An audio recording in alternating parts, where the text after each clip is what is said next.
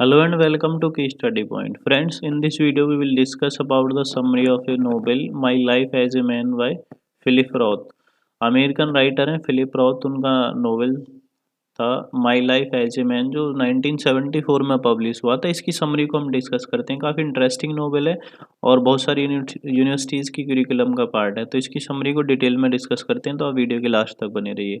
तो सबसे पहले इसके कुछ फैक्ट के बारे में बात कर लेते हैं कि ये जो नोवेल है ये 2 सेक्शन में बटा हुआ है। इसमें 2 सेक्शन है।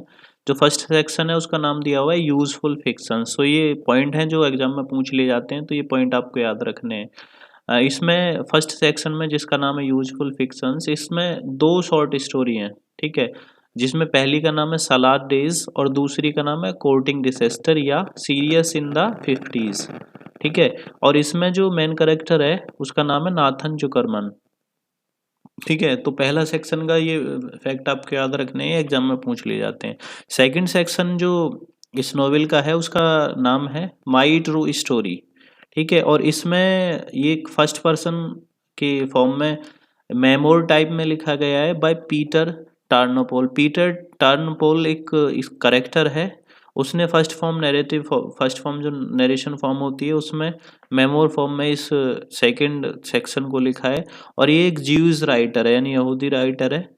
और इसकी जो मेन स्टोरी है वो एक्चुअल में माई ट्रू स्टोरी है, और ये जो पहला सेक्शन है उससे रिलेट करती है। अभी इसकी स्टोरी है कैसे, पहले स्टोरी का समरी बताने से पहले मैं बता दूं कि ये जो राइटर है, ये जो करेक्टर है पीटर टर्नपॉल, ये एक राइटर है, यानी जो करेक्टर है वो भी एक राइटर है, ठीक है, वो आपको याद रखना है। तो ये अब माई ट्रू स्टोरी बोल के कहानी बताता है, ठीक है। तो सबसे पहले इसमें जो ये पहला सेक्शन है उसकी जो कहानी है ये सलाड डेज, इसमें ये नाथन जुकरमैन जो अपने फादर की और मदर की कहानी बताता है थोड़ा सा, जहाँ उसके फादर उसकी मदर को डोमिनेट करने की कोशिश करते हैं, मतलब वहाँ पैट्रियार्कल सोसाइटी की तरफ थोड़ा सा इंडिकेशन है। वो छोटी सी स्टोरी है, बहुत ज़्यादा बड़ी स्टोरी नहीं है, मेन थीम नहीं है वो नोवेल की। लेकिन जो नोवेल की मेन स्टोरी है वो ये फर्स्ट पर्सन मेमोर है बाय पीटर टर्नपोल। तो इसकी स्टोरी क्या है मैं उसको आपको समझा देता हूँ, क्योंकि ये मेमोर फॉर्म में स्टोरी है। तो इसमें ये जो करेक्टर है पीटर टार्नोपोल, ये मेन करेक्टर है इसका। और ये जब स्टोरी शुरू होती है तो ये मॉरिन नाम की एक महिला इंस्ट्रक्टर होती है यूनिवर्सिटी ऑफ शिकागो में। ये यूनिवर्सिटी ऑफ शिकागो में पढ़ने जाता है या कुछ स्किल्स के लिए वहाँ सीखने के लिए जाता है। तो वहाँ एक वुमेन इंस्ट्रक्टर होती है मॉरिन, ठीक है, आपको याद रखना है मॉरिन।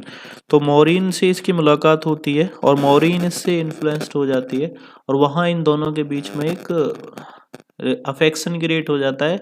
तो वो अफेक्शन धीरे धीरे लव का फॉर्म ले लेता है, और फिर वो लेडी मॉरिन इस व्यक्ति से, पीटर से शादी करने का प्रेशर डालती है, और एटलीस्ट वो शादी से कर लेती है। अच्छा, यहाँ एक चीज़ दिखाई गई है कि इस वाले रिलेशनशिप में जो महिला है मॉरिन वो डोमिनेट करने की कोशिश करती है, यानी वो अपना चलाने की कोशिश करती है, और कुछ ऐसी ट्रिक पीटर पे अप्लाई करती है कि वो मजबूर होकर उससे शादी कर लेता है। वो स्टार्टिंग में इंटरेस्टेड नहीं होता है उससे शादी करने के लिए, लेकिन वो क्योंकि वो महिला थोड़ा डोमिनेट करती है पीटर को, ये अपने 20s में है, यानी अब 20s के आसपास की इसकी एज है। और वो महिला, हालांकि उसका एज क्लियर नहीं है, लेकिन वो थोड़ा इससे बड़ी है, तो इसे आराम से डोमिनेट करती है, ट्रिक्स के साथ इससे शादी कर लेती है। यूनिवर्सिटी ऑफ शिकागो का ये इंसिडेंट है उसके आसपास का। लेकिन उनकी जो शादी होती है बहुत ज़्यादा अच्छी नहीं होती है, मतलब एक तरह से बोल सकते हैं कि शादी के बाद की लाइफ उनकी खुश नहीं होते हैं वो दोनों, एक तरह से वो बर्बाद रिलेशन हो जाता है। तो इसमें जो पीटर टर्नोपोल है, जो राइटर है, एम्बिशियस राइटर है, वो चाहता है कि वो राइटिंग करे, पॉपुलर हो, कुछ अच्छा काम करे। लेकिन उसकी जो वाइफ हो गई है अभी मॉरिन, वो उससे परेशान है, उससे तंग आ चुका है, और वो उसके साथ रहना नहीं चाहता है शादी के कुछ समय बाद ही। लेकिन क्योंकि वो महिला काफ़ी स्मार्ट है, काफ़ी तेज है, वो उसको छोड़ना नहीं चाह रही है। लेकिन एट लास्ट काफ़ी सालों बाद, ठीक है, उनके बीच में सेपरेशन हो जाता है, लीगल सेपरेशन हो जाता है, मतलब डिवोर्स हो जाता है। फिर पीटर जो टर्नोपोल है वो शिकागो से न्यूयॉर्क चला जाता है, क्योंकि वो चाहता है कि यहाँ से अब मैं इस रिलेशनशिप से कैसे निकलूँ, पीछा छुड़ाऊँ और राइटिंग में अपना कैरियर बनाऊँ। अब वो न्यूयॉर्क चला जाता है राइटर बनने के लिए। तो जो महिला होती है मॉरिन, वो तब भी उसका पीछा नहीं छोड़ती है, वो उससे कम्पीट करना चाहती है कि मैं भी राइटर बनूंगी। और इससे आगे निकल के दिखाऊंगी। तो वो राइटिंग के फील्ड में भी उसे compete करती है और वो भी शिकागो से फिर न्यूयॉर्क के लिए जाती है, लेकिन रास्ते में एक एक्सीडेंट हो जाता है और सड़क दुर्घटना में उसकी डेथ हो जाती है। तो यहाँ तक ये पहली रिलेशनशिप है। और दूसरी, फिर इसके बाद जब पीटर टर्नोपोल पहुंच जाता है शिकागो, न्यूयॉर्क सॉरी, तो वहाँ उसका एक महिला के साथ जिसका नाम है सुसान, SUSAN, सुसान सीवरी, उसके साथ उसकी रिलेशनशिप बन जाती है।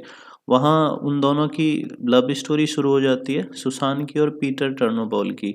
यहाँ से फिर एक फैमिली क्लैश शुरू होता है कि पीटर अपनी राइटिंग पे फोकस करना चाहता है, लेकिन जो सुसान होती है वो चाहती है कि पीटर से उसके बच्चे हों, वो बच्चों को पाले और एक फैमिली बने। लेकिन इस आइडिया से जो पीटर होता है वो दूर रहना चाहता है, वो नहीं चाहता कि फैमिली बने, बच्चे करें और हम फैमिली को आगे बढ़ाएं। तो इस चीज़ से परेशान होकर जो सुसान होती है वो सुसाइड अटेम्प्ट करती है, यानी वो मरने की कोशिश करती है लेकिन बच जाती है। इसके बाद उन दोनों के बीच में इस बात को लेके काफ़ी झगड़ा होता है और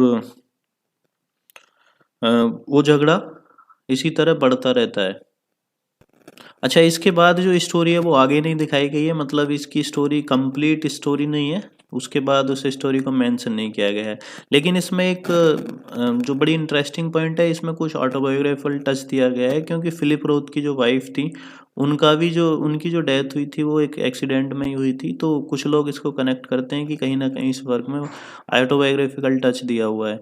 तो ये स्टोरी है जिसमें ये जो नैरेटर है, फर्स्ट पर्सन नैरेटर पीटर टर्नपोल, जो एक राइटर है खुद में, वो इसकी अपनी माई स्टोरी जो सेक्शन है उसके थ्रू अपनी कहानी बताता है, और वो कहानी होती है जो मैंने आपके साथ शेयर की। तो ये इस नोवेल की समरी है और जो इम्पोर्टेंट फैक्ट है मैंने आपके साथ शेयर किए हैं। अगर आपको पसंद आए तो वीडियो को लाइक ज़रूर कीजिए, और चैनल पे फर्स्ट टाइम विजिट कर रहे हैं तो बेल आइकन दबा के आप चैनल को सब्सक्राइब कर सकते हैं। Thank you.